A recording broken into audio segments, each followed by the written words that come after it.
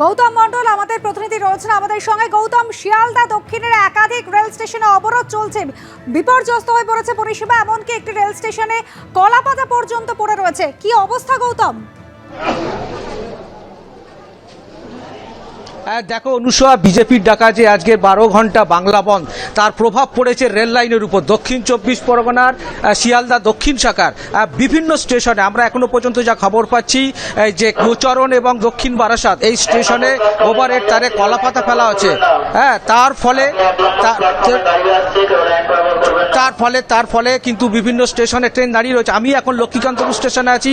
আজকের ভোর থেকে আপ এবং ট্রেন, এখন এই মুহূর্তে রেলের পক্ষ থেকে ঘোষণা চলছে যে আমি দেখাতে বলবো যে এখানে কি পরিস্থিতি। যে এখন প্রচুর মানুষ এখানে বলছে যে রেলের পক্ষ থেকে যে ঘোষণা করা হচ্ছে এখানে দক্ষিণ বারাসাত এবং গোচরণের স্টেশনে অবরোধ এবং কলাপাতা ফেলার জন্য পুরো ট্রেন পরিষেবা একেবারে বলা চলে একেবারে বিঘ্নিত। এছাড়া যদি আমরা সড়ক পথে দেখি, সড়ক পথেও কিন্তু অন্য দিনের তুলনায় আজকের কিন্তু যানবাহনের সংখ্যা যথেষ্ট কম। আজকে সকালবেলা বাজারহাট আমরা যা দেখলাম যে জেলার বিভিন্ন জায়গায় এখনো পর্যন্ত কিন্তু বাজারহাট সেভাবে খোলেনি।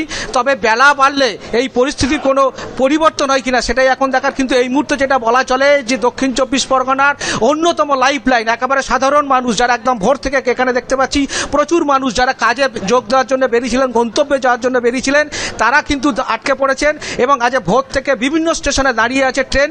এবং এই যে শিয়ালদার এই যে দক্ষিণ শাখার এই যে বিভিন্ন স্টেশনে কলাপাতা ফেলার জন্য বলা চলে যে পুরো শিয়ালদার দক্ষিণ শাখার যতগুলো স্টেশন আছে সেখানে ট্রেন পরিষেবা কার্যত স্তব্ধ হয়ে গেছে।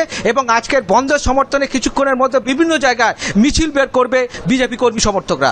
একেবারে বেলা গড়ানোর সঙ্গে সঙ্গে পরিস্থিতি কি জায়গায় যায় আমাদের অবশ্যই নজর থাকবে গৌতম।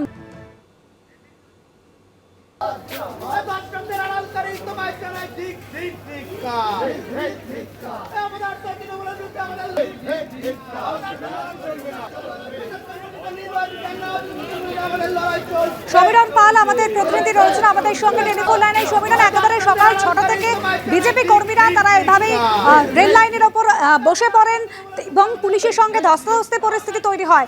রেল অবরোধ কি এখনো চলছে?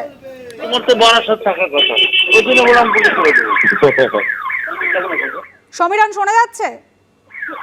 একেবারেই আজকে সকাল 6টা থেকে বনগাঁ স্টেশনে বিজেপির পক্ষ থেকে অবরোধ করা হয়, যেহেতু 12 ঘন্টার বন্ধ ডাকা হয়েছে। গতকাল নবান্ন অভিযানে যে ছাত্র সমাজ যে অভিযানে গেছিল সেখানে তাদের উপর পুলিশি অত্যাচারের প্রতিবাদে আর সকাল 6টা থেকে বনগাঁ সেকশন, শিয়ালদা বনগাঁ শাখা এবং বনগাঁ রানাঘাট সেকশন দুটো সেকশনে ট্রেন চলাচল বন্ধ হয়ে যায়।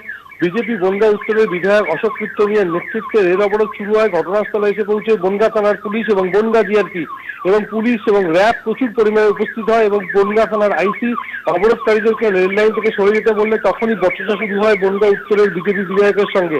রীতিমতো ধস্তাধস্তি উত্তেজনার পরিস্থিতি, এখনো অবরোধ চলছে এবং বনগাঁ জংশন স্টেশনে ব্যাপক উত্তেজনা রয়েছে। যেহেতু বনগাঁ জংশন স্টেশনে রেল অবরোধ চলছে তার ফলে শিয়ালদা বনগাঁ শাখা এবং রানাঘাট বনগাঁ শাখার ট্রেন চলাচল সম্পূর্ণ বিপর্যস্ত।